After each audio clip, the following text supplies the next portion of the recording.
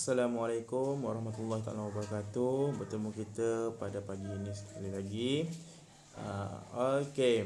Uh, Pada pembelajaran lepas, cikgu dah minta para pelajar untuk nyatakan kepentingan sains dalam kehidupan dan juga bidang um, yang berkaitan dengan sains. Okey, pada hari ini cikgu akan kongsi apakah kepentingan sains dalam kehidupan seharian. Okey, ini antara contoh-contoh kepentingan sains dalam kehidupan seharian yang ada pada gambar rajah di bawah ni. Okey, antara kepentingan sains dalam kehidupan seharian iaitu terciptalah bangunan tinggi menyumbang kepada bidang kejuruteraan. Okey, bila adanya sains, kita ada bidang kejuruteraan seperti pembinaan bangunan pencakar langit yang canggih iaitu Menara Berkembar Petronas di Malaysia ni. Kemudian kita ada satelit TV di mana kita boleh tonton TV di serata dunia. Okey, contohnya Astro apa semua tu kan. Okey, penciptaan satelit ini menyebabkan komunikasi menjadi lebih cepat dan juga efektif. Okey, kemudian dari segi bidang pertanian pula kita ada kaedah hidroponik. Banyak lagi kaedah-kaedah yang melibat pertanian ini. Contohnya tisu kultur, itu melibatkan semua sains. Aeroponik. Jadi ini antara salah satu contohnya kaedah hidroponik, iaitu meningkatkan hasil tanaman dengan penemuan baja, racun serangga dan penggunaan kaedah hidroponik ni. Kemudian yang ini vaksin. Okey, vaksin ni tugas dia untuk mencegah kita daripada penyakit yang berbahaya. Bukan dia berubat, tapi untuk cegah sahaja. Okey, penemuan vaksin dan antibiotik dalam bidang perubatan membantu mengawal penyakit berjangkit dan mengurangkan kadar kematian. Contohnya pada tahun ini kerajaan sudah mewawarkan vaksin bagi COVID-19 akan diberikan secara percuma kepada rakyat. Kita bersyukur kerana kepada Allah Subhanahu Taala kita dah ada ahli-ahli sains yang berjaya menemui langkah pencegahan bagi penularan COVID-19 ini, rantaian COVID-19. Okey, ini di antara bidang-bidang yang perlu kamu perlu ketahui. Dia terbalik sebab cikgu ambil dalam buku teks. Okey, minta maaf Okey, ni antara bidang-bidang sains lah. Ada banyak bidang sains iaitu fizik, biologi, kimia, geologi, astronomi dan juga meteorologi. Meteorologi ni tugas dia ialah untuk kajian tentang perubahan cuaca dan iklim.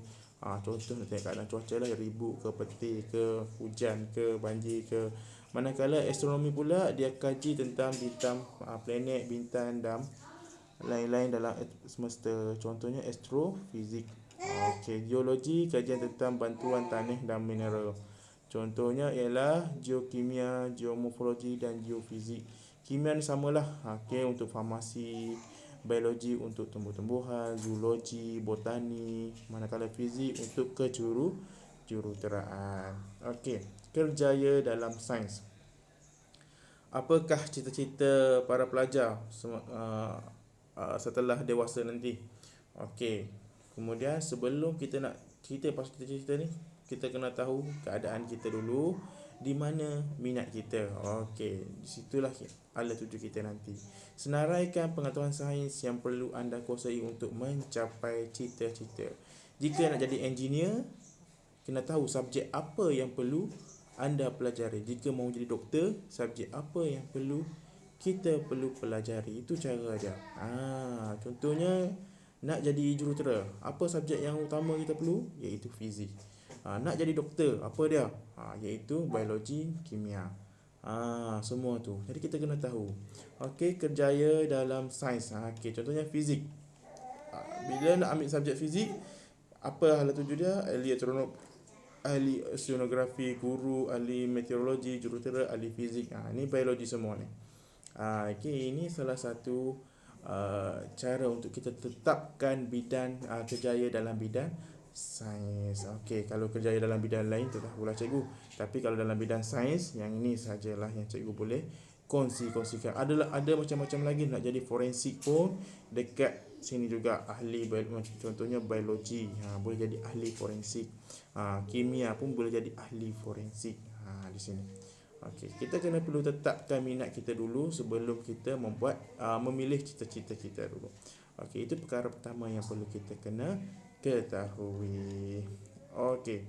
Apakah bila adanya sains ni muncullah inovasi-inovasi yang terbaru, terkini, inovasi teknologi.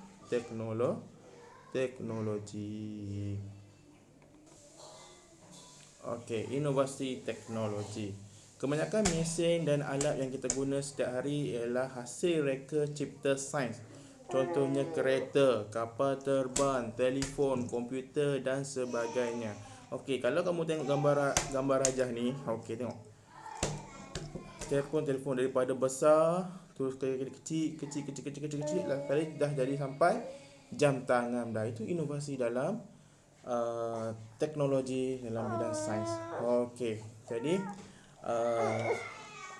cikgu mahu para pelajar boleh boleh senaraikan dekat cikgu untuk senaraikan dekat cikgu inovasi-inovasi yang telah dicapai oleh Malaysia pada masa kini.